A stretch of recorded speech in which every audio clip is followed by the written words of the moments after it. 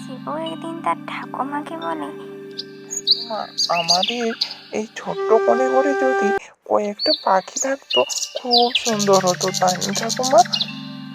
শিবু, আর এ কথা কখনো মুখে আনবি না।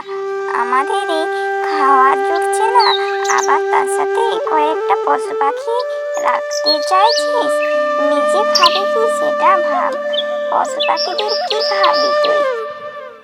শিবু মনে মনে ভাবে, পশু পাখি থাকলে কি খুব খেতে দিতে হয়? তারা তো খুব সুন্দর, তারা তো নিজের খাবার নিজেরা জোগাড় করে নেয়, তাহলে ওদেরকে নিয়ে ঠাম্মার এত অসুবিধা কি করে হয়? এই কথা ভাবতে ভাবতে শিবু জঙ্গলে পৌঁছে যায়। আর সেখানে বসে শিবু ভাবে যে এখানে যদি কয়েকটা পশু পাখি থাকতো, আমি তাদের সাথে মনের আনন্দেতে কথা বলতাম। কি সুন্দর না হতো এই প্রকৃতিটা! এই পাখি পশুদেরকে ছাড়া প্রকৃতি যেন অসম্পূর্ণ হয়ে যায়। খুব মনটা খারাপ লাগছে, ওদেরকে দেখতে পেলে ভালো হতো। ওদিকে অন্ধকার নেমে এসেছে, শিবু এখনো বাড়ি ফিরে এসে না। শিবুর মনে হয় খুব দুঃখ হয়েছে।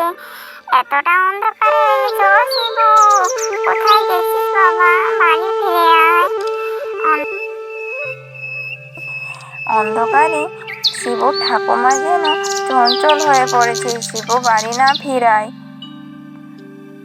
শিবু আজকে বাড়ি ফিরে আসুক, আজ ওর একদিন কিংবা আমার একদিন, আজ ওকে খুব করে সাহায্য করবো।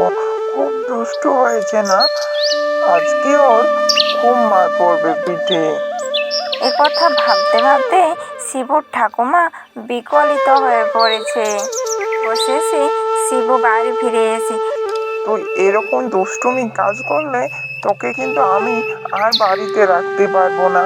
আমার বয়স হচ্ছে, আমার কি টেনশন হয় না নাকি?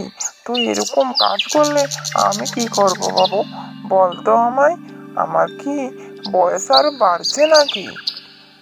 না ঠাকুমা, আমি তো দূরে কোথাও যাইনি, আমি তো ওই জঙ্গল পাড়ে গিয়ে বসেছিলাম, প্রকৃতির সাথে একটু কথা বলছিলাম, মনটা একটু শান্তি পেল।